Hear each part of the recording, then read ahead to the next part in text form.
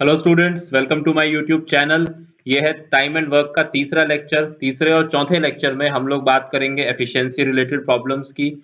और इन लेक्चर्स को देखने से पहले प्लीज लेक्चर नंबर 1 और लेक्चर नंबर 2 जरूर देख लीजिएगा। लेक्चर की स्लाइड्स आप लोगों को टेलीग्राम लिंक से मिल जाएंगी जो डिस्क्रिप्शन में मेंशन होगा। और आप लोग अब हमें फॉलो कर सकते हैं इस इंस्टा हैंडल पर भी, UME_UPSC पर। यहाँ जाकर आप हमें इंस्टा पर फॉलो कर सकते हैं। So without wasting any time शुरू करते हैं आज का लेक्चर और देखते हैं एफिशिएंसी में हमें किस तरह की प्रॉब्लम्स देखने को मिलती हैं। तो एक चीज ध्यान रखिएगा, एफिशिएंसी की जो प्रॉब्लम्स होती हैं उनकी लैंग्वेज कैसी होती है, उनमें कुछ इस तरीके से आपको लिखा हुआ मिलेगा अक्सर। देखिए यहाँ पे A is twice as efficient as B और A is twice as good workman as B, या फिर B is 30% less efficient than A और A is 50% more efficient than B। तो प्रॉब्लम्स इसी टाइप की होती हैं। या फिर उनके बीच का रेशो दे देगा, 10:15 का रेशो है उनकी एफिशिएंसी का, 20:15 का रेशो है, इस तरीके से कुछ दे सकता है। या फिर वो बोल सकता है कि उसका 1/3 है, उसका 1/4 है। तो इसी तरीके से सवाल में लिखा होगा और ऐसे ही क्वेश्चंस आपको पेपर में अटेम्प्ट करने होंगे। तो इसमें जो सबसे ज्यादा दिक्कत आती है वो आती है इसमें, जहां पर वो इनवर्स रिलेशन देता है। जब तक रिलेशन डायरेक्ट होता है जब तक कोई दिक्कत नहीं होती है। दिक्कत थोड़ी सी शुरू होती है जब क्वेश्चन के अंदर इनवर्स रिलेशन आता है।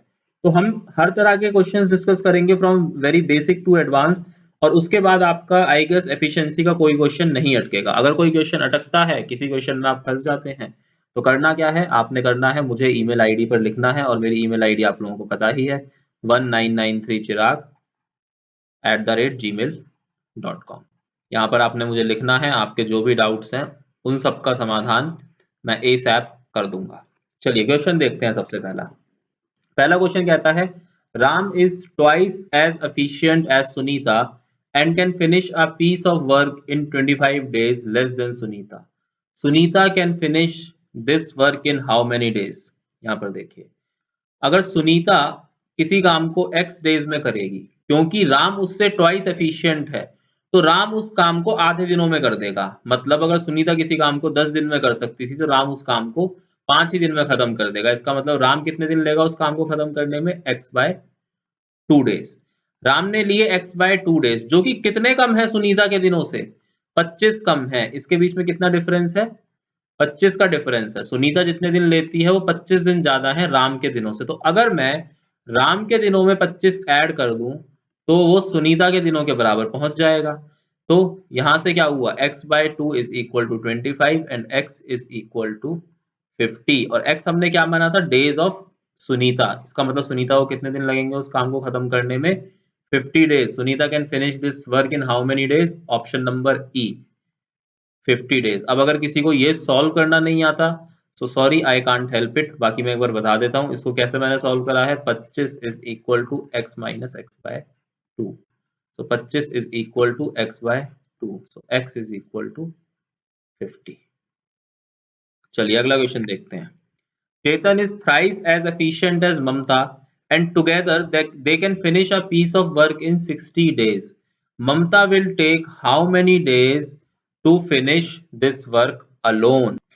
इस क्वेश्चन को करने के हैं दो तरीके। पहला तरीका ये है, हमें पता है कि Chetan is thrice as efficient as Mamta. इसका मतलब अगर ममता सॉरी अगर चेतन x डेज लेता है काम खत्म करने में, तो ममता कितने डेज लेगी, 3x डेज लेगी काम को खत्म करने में। अगर चेतन x डेज में पूरा काम खत्म करता है, इसका मतलब एक दिन में वो काम करता है 1/x और ममता एक दिन में काम करती है 1/3x। इसका मतलब ये दोनों एक दिन में काम कितना करते हैं मिला के, 1/3x प्लस 1/x। और पूरा काम है कितने कितने दिनों में खत्म होता है, 60 डेज में। इसका मतलब एक दिन में कितना काम खत्म होता है, 1/60। 60, तो ये किसके बराबर है 1/60 के बराबर। तो यहाँ से आप x की वैल्यू निकालिए, इनका एलसीएम कितना आएगा 3x और x का एलसीएम आप 3x लेंगे, ये क्या हो जाएगा 3x से,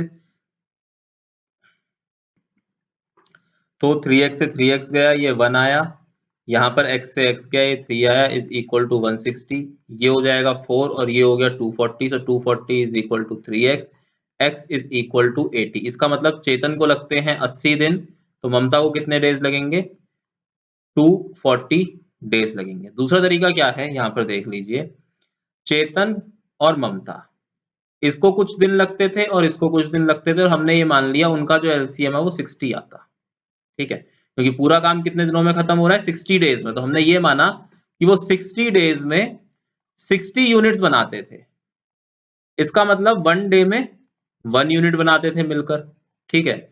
अब उनकी एफिशिएंसी हमें दी हुई है, एफिशिएंसी कैसे दी हुई है हमें, अगर ममता एक दिन में x यूनिट बनाती तो चेतन एक दिनों में 3x यूनिट बना लेता, इसका मतलब दोनों मिलके ये एक दिन के अंदर 4x यूनिट बनाते, और दोनों मिलके यूनिट बना कितनी रहे थे एक्चुअली में 1 यूनिट, x की वैल्यू कितनी हुई 1/4 यूनिट, इसका मतलब ममता अगर 1/4 यूनिट बनाती है एक दिन में, तो 60 यूनिट्स बनानी थी टोटल, 60 यूनिट्स वो कितने दिनों में बनाती, 60 upon 1/4 is equal to 240 days. जैसे आपको कन्वीनियंट लगे आप वैसे इस क्वेश्चन को कर सकते हैं, दोनों मेथड आपके सामने है। अगला क्वेश्चन देखते हैं, mister Ram has sum of money which is sufficient to pay Usha's wages for 30 days and Manika's wages for 60 days. If he employs them together, the money is sufficient to pay their wages for how many days? यहाँ पर देखिए, उषा को 30 दिनों तक तनख्वाह दी जा सकती है और मनिका को 60 दिनों तक तनख्वाह दी जा सकती है। इससे एक चीज एस्टैब्लिश हो जाती है कि उषा जो है वो एक ज्यादा एफिशिएंट वर्कर है, Usha is twice as efficient as Manika. यहां से ये चीज क्लियरली एस्टैब्लिश हो गई, क्योंकि ये 30 दिनों में उतना काम कर देती है जितना काम मनिका 60 दिनों में खत्म करती है। अगर हम सेम पीस ऑफ वर्क ले लें तो इसका मतलब ये है कि उषा उस काम को 30 दिनों में खत्म करेगी और मनिका उस काम को 60 डेज में खत्म करेगी इंडिविजुअली, अगर सेम हम काम ले लेते हैं। तो अगर ये दोनों मिलकर काम करते, यानी उषा 30 दिनों में करती उस काम को और मनिका उस काम को 60 दिनों में करते, अब ये दोनों का अगर मिलकर करते तो 60 और 30 का एलसीएम आता 60, यानी उषा एक दिन में बनाती 2 यूनिट और मनिका एक दिन में बनाती 1 यूनिट, दोनों मिलके कितने बनाते एक दिन के अंदर 3 यूनिट बनाते। तो 3 यूनिट तो मेरे बन गए एक दिन में, 1 यूनिट मेरा बनता 1/3 दिन में, तो 60 यूनिट कितने दिनों में बनते 60 into 1/3 which is equal to 20 days में। इसका मतलब अगर ये दोनों साथ में काम करती तो मिस्टर राम के पास 20 दिन की सैलरी देने के पैसे थे, यानी 20 दिन तक की वो सैलरी उन दोनों को पे कर सकते थे। So answer is D 20 days. A can do a work in 12 days, B is 60% more efficient than A.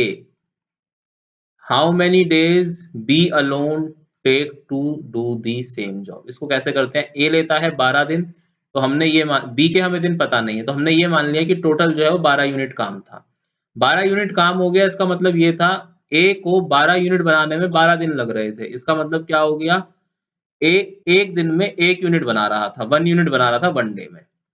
B 60% ज्यादा एफिशिएंट है, तो B कितने यूनिट बना लेगा 1.6 यूनिट बना देगा एक दिन में, सिंपल सी बात है। इसका 60% कितना हुआ, 60% ऑफ 1 कितना होता है 0.6 होता है, इतने यूनिट वो ज्यादा बनाएगा यानी 1.6 यूनिट बना देगा। तो टोटल यूनिट बनाने कितने हैं 12, 1.6 यूनिट बना लेता है एक दिन में, एक बनाएगा 1.6 में, तो 12 यूनिट कितने दिनों में बनाएगा, तो 12/16 में बना लेगा वो, और ये पॉइंट हट के ऊपर 10 लग जाएगा, तो कितना हुआ 6, 8, 3, 4, 2, 5, 5 दिया 15/2, यानी कि 7.5 डेज में बी अकेला काम खत्म कर देगा। अगर बी अकेला करता तो उस काम को 7.5 डेज में वो खत्म कर लेता।